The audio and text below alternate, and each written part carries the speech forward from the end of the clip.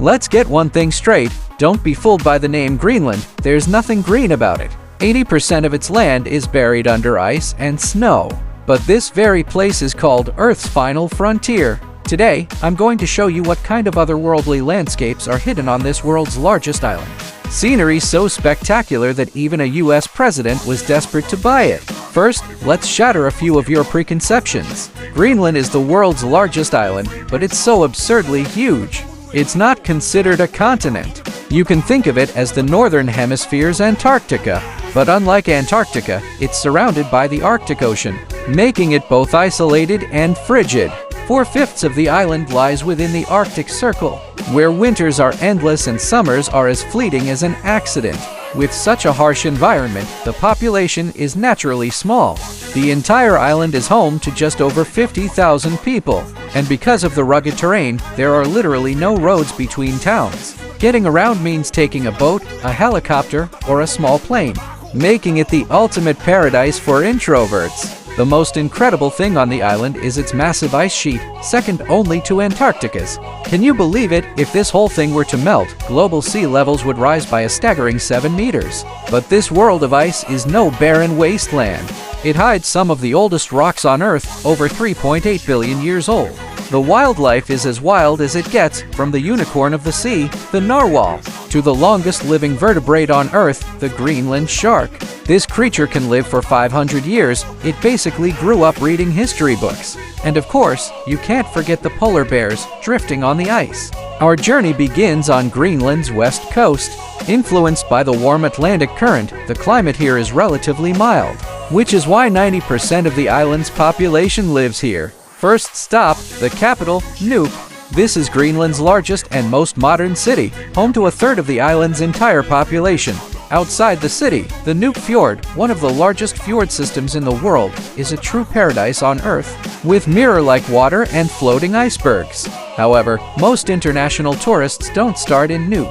They fly into Kangerlussuaq, 320 kilometers to the north.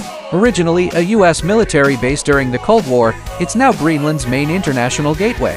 From here, you can easily reach a place called Point 660. And get this, standing here, you are standing right on the edge of the endless Greenland ice sheet. The visual impact is so immense, it feels like the entire world has frozen in place.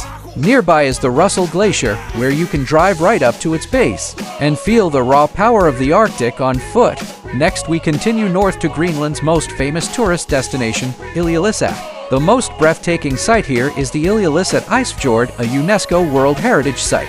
Millions of tons of ice are crammed into this fjord, forming colossal icebergs. Some stand over 100 meters above the water, with a total height approaching 1,000 meters. They are the Mount Everests of icebergs. In fact, it's believed that the iceberg that sank the Titanic likely came from here. The factory that produces these giants is the Jacob Shave Glacier, one of the most active glaciers in the Northern Hemisphere. It's like a perpetual motion machine, constantly pushing icebergs out to sea. Their final destination is Disco Bay, known as the Iceberg Graveyard, where these massive mountains of ice slowly melt and vanish into the warmer Atlantic. Leaving the west coast, we head to the slightly milder south. The agricultural area of Kayata is also a World Heritage Site, preserving the history of both the Vikings and the Inuit. The Vikings once farmed and raised livestock here, while the Inuit lived by hunting and fishing, to vastly different ways of life converging on this land. In Qaqortoq, the largest town in the south, you can see the ruins of Hvalsey Church,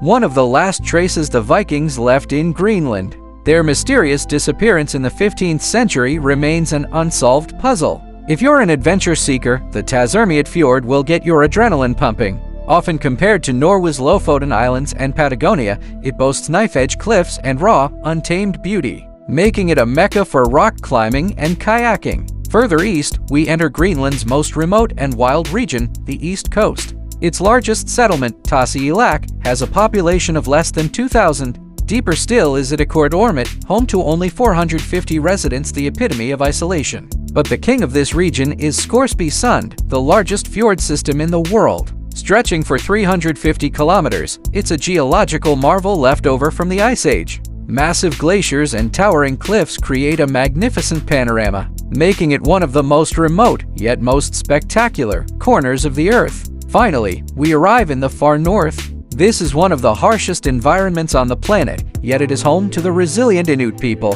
It was from here, in Qaanaaq, that explorer Robert Peary launched his expedition to the North Pole. The world's largest national park, Northeast Greenland National Park, is also here. This is Greenland, a place whose name is a grand deception, but whose scenery is brutally pure. It has endless ice fields, mountain-sized icebergs, deep fjords, and a resilient Inuit culture. It's like Earth's last sanctuary, raw, remote, and full of power. So, here's the question: if an epic place like this were actually for sale, how much do you think it's really worth?